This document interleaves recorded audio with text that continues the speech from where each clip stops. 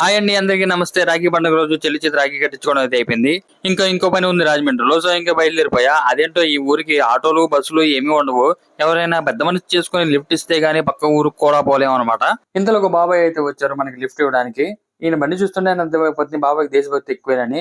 అదేంటో మన జాతీయ జెండా రెపరెపలాడాలని ఏమో గానీ బండి అయితే 60-70 స్పీడ్ అయితే తగ్గేదే లేదని యాక్సిలేటర్ రై రై అని ఇచ్చి పోనిచ్చేస్తున్నారు బండి గాల్లో. ఇంకా మొత్తానికి నా స్టాప్ అయితే వచ్చేసింది. బస్ స్టాప్ లో దిగేసి ఇంకా వచ్చే బళ్ళు అయితే లెక్కెడతా నుంచున్నాను అనమాట. అన్నట్టు మీకు చూపించడం మర్చితిని. ఇదే మా చెల్లి కట్టిన రాఖీ. నా లైఫ్ లో నేను కట్టించుకున్న మొదటి రాఖీ ఇది.